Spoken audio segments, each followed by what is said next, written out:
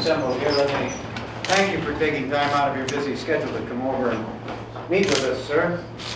You see before you a very talented and dedicated staff that press reports to the contrary notwithstanding has been hard at work these past 2 months. In fact, I think one of the things that is worthy of note is that there are a whole series of decisions coming out of the process. We talked this morning about INF. You're familiar with SDI and ABM. We had decisions in export control, decisions on the $300 million for Central America, we programmed the Shamir visit. There's a whole series of things. I could go on quite some length that the country unfortunately is not hearing about.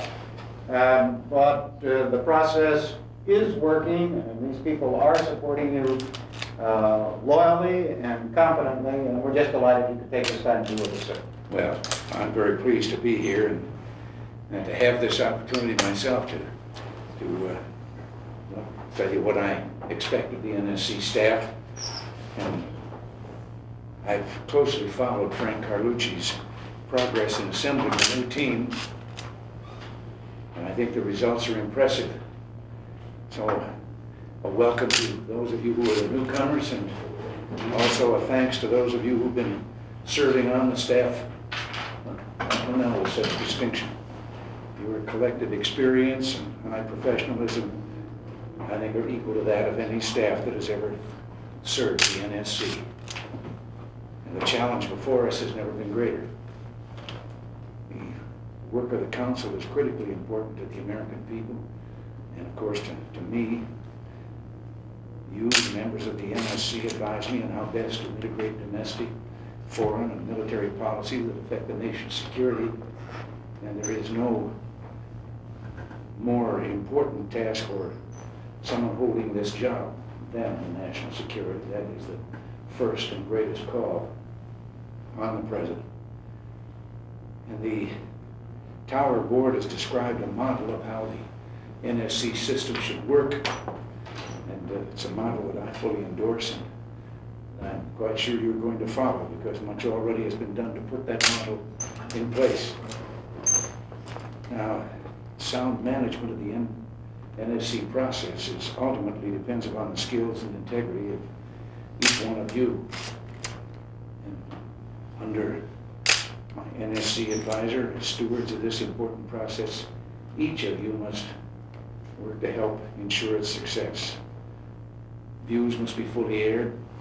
Agency participation should not be shortcut. I want the range of options developed for my consideration, and legal issues must be addressed head-on and the rule of law respected. And of course, recommendations and decisions must be properly documented. Good order is necessary for developing good policy, and your business is both. And I sit here supremely confident that you are equal to the task. And I look forward to the association we're going to have in the days ahead. God bless you, and thank all. Thank you, Mr. President. Mr. Vice President, do you have anything you want to add? Man. Howard, this is your first meeting with It is indeed. NSC. Frank, thank you very much, Mr. President, Mr. Vice President, ladies and gentlemen. I am delighted to be here and to have a role to play in the best years of the Reagan presidency. And I'd like this staff to know that I have a great respect for you, and I have an enormous respect for your director, Frank Carlucci. Frank and I have established a perfect relationship. We confer frequently and freely, both of us in the service of the President, and I can assure you that I will continue to do that and continue to take to heed your advice and counsel as we both confer with the President on matters of great policy. Well, let me reciprocate. I am just delighted that Howard Baker is here, Mr. President. You couldn't have made a finer choice in this first day and a half. I think we have established a very There's one thing, this man has to stop running up those stairs. Better shape, Howard. Does anybody have any questions or want to say anything? The President's been most generous with his time. Yes, fire away. Don't tell me that never did once, but she said, if I ever had a chance,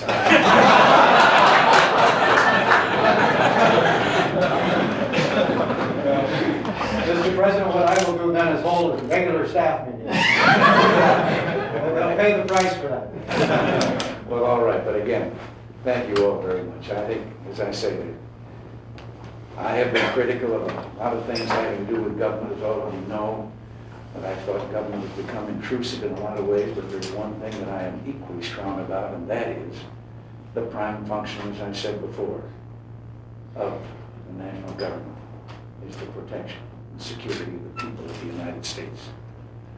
And incidentally, in case any of you wonder about it, while I feel just as strongly, in spite of all the things that are being said today, about some things that we didn't know were going on, no, I don't believe in ransoming kidnapped victims, because it only leads to more victims.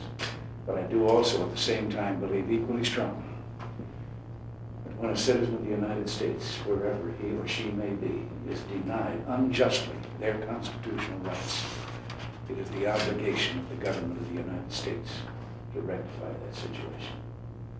I think everybody in this room would agree with you, Mr. President. And we'll support you. That's our vote. Thank you.